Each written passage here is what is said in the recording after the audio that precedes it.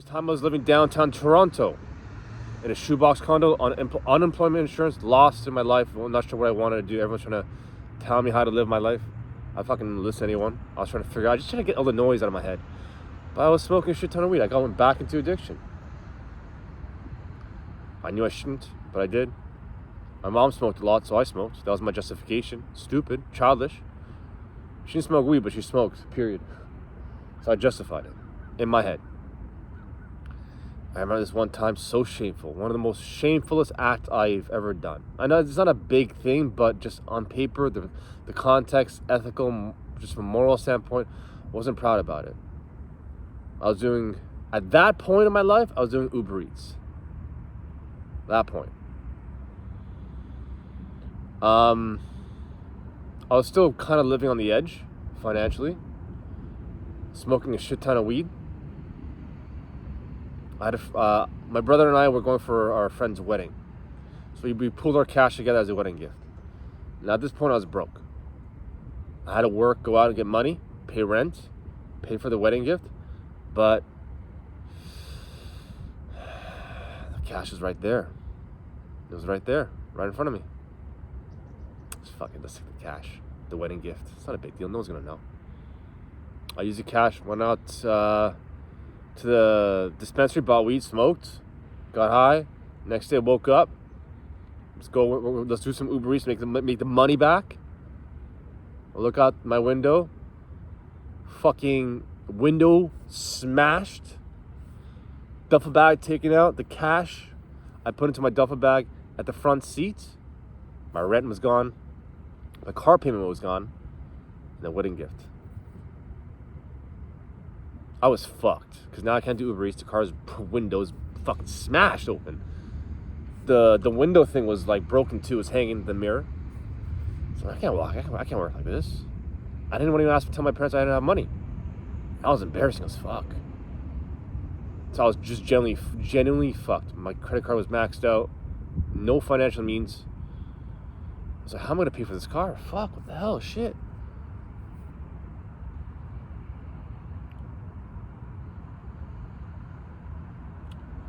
Man, that was embarrassing. It happens all the time. The voice in your head says, just don't do it. Don't smoke weed. Don't smoke weed. Every time I go against that voice, and it's for vices too, especially addictions, I pay for it tenfold. I did. Because now I was stressed. How am I going to get a car? So I looked for a way to rent another car. I brought it back to the store. When I brought it back to the store, they looked at me like, it's like, is someone after you or something? Because the car's pretty fucked up. I'm like, no, man. So I just woke up like this. Like, are you sure someone's not out to get you? I'm like, no. They really fucked up the car, really bad. I filed a police report.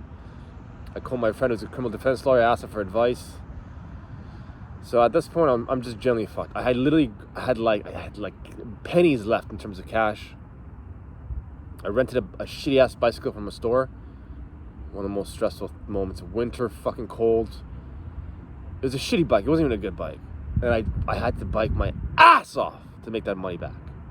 Overnight, non-stop. Sunrise to sunset. Freezing. Hyperventilating. Shaking. Like fucking like. Because it wasn't cold. I can do the cold. I can do this fuck. I don't give a fuck about this. I can tolerate this pain. It's just when it was right above 0 degrees, it was raining and windy. Now the rain's going through you're just soaked. And the winds, and it's, slush. I remember sitting in the condo, in a condo apartment, bathroom, everything just soaked with the food. I was just like shaking, hyperventilating, and that was probably one of the most vulnerable times of my life. It doesn't matter how strong I was. I broke. Almost broke. When I say I broke, I mean like emotionally I was just like, what the fuck am I doing with my life? This is not working. This is the wrong path. I can't keep going down this way. To make things even worse, my friend, who we had the wedding gift, shortly after he's, oh man. Oh, fuck. That was hard. Anyways, Look at that. He messaged me right now. It's universe is connected. I swear to God, the universe is fucking connected.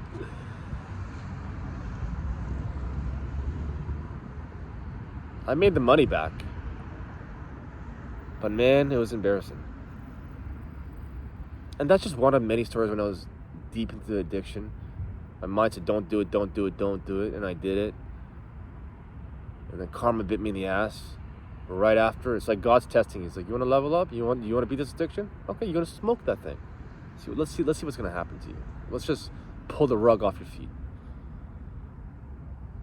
So how did I beat the addiction? And I was yeah, it's like, Sam, you train all the time and you're still addicted. What's going on? I was addicted because I fucked my neck up. And I could not train as hard, really fucking hard, and eat super clean, just get my head straight because I would flare up my neck. I wasn't like massively addicted, but I smoked enough to throw my life off course. Looking back, I should have just gone for a lot more walks and focus on other areas of my life, just 100% just focus on that. Structure my life, be a lot more disciplined, but I didn't.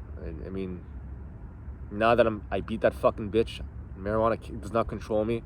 I control my own life. I control everything that goes in and out of my mouth. I can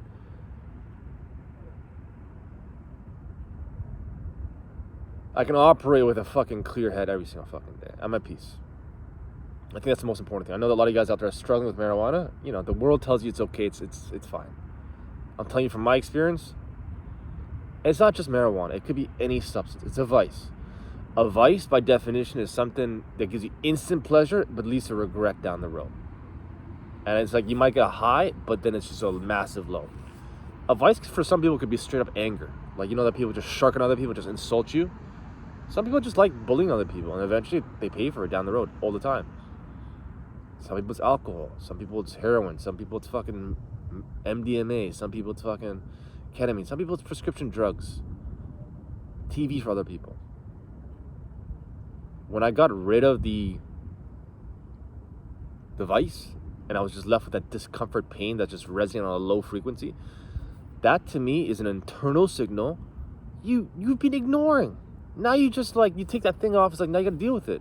Weak people, including me at that time, fucking just like ignore that voice. No, that's God telling you, man, hurry the fuck up. When you bang your fucking hand on something and you hurt it, you're like shaking it off, and you're like, okay, I gotta fix this. I broke my fucking leg. So if you're emotionally damaged, you're spiritually corrupt, and you're losing your self-belief, you don't take more fucking medication for that stuff. It leads to more problems. And all that is just energy. You're just sedated. I was sedated. I'm a heavily active human being, and I was sedating myself. I was like, now that my neck is like fucking like basically healed, I can operate and train all the time. I can push myself to the point where I'm just like so fucking happy. Fucking hell. Yet this world, when they indulge themselves with a lot of comfort food, some people are addicted to fucking food.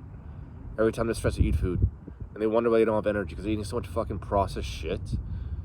When I eat a fucking lot of processed stuff, I get addicted to sugar like a motherfucker. I want sugar. So when I deal with a lot of clients who are coming in, dealing with me, dealing with a lot of depression, anxiety, trauma, any stuff like that, I tell them to structure their day, cut out all vices, eat super clean and lean, high protein.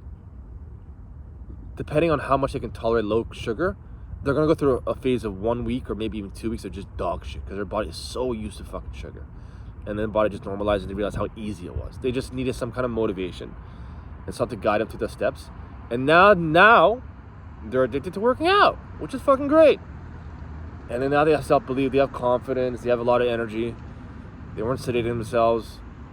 But you might be telling me, Sam, how about other people out there who are telling you, marijuana is good for you. It's good for my workouts.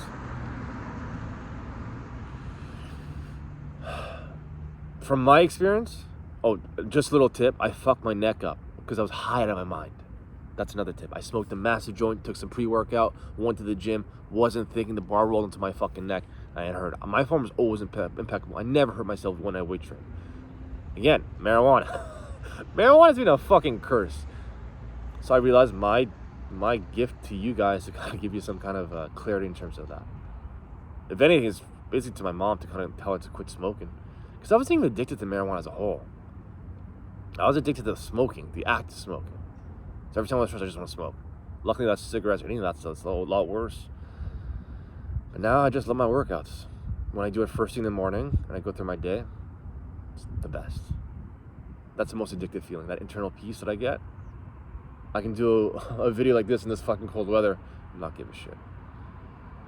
Obviously, it depends how hard I train, how much effort I put into it. That's also huge. So if you're struggling with vices, marijuana, remove that shit, replace it with a hard-ass workout. You build strength through restraint. Every time your body says no, no, no, then every time your mind says no, no, no, you're craving it. Chances are you're stressed about something and you're ignoring it. Me was my finances. Every time I was financially stressed, I went to smoke weed. So when I dealt with my finances and I trained all the fucking time, I dealt with it. You don't need to go back in your life and analyze it. Just do all the right stuff, all the right things. I'm not a fan of going back in the past and trying to hyper-analyze what the fuck happened to you, because now you're focusing your mind. In your mind, you're thinking of a negative shit.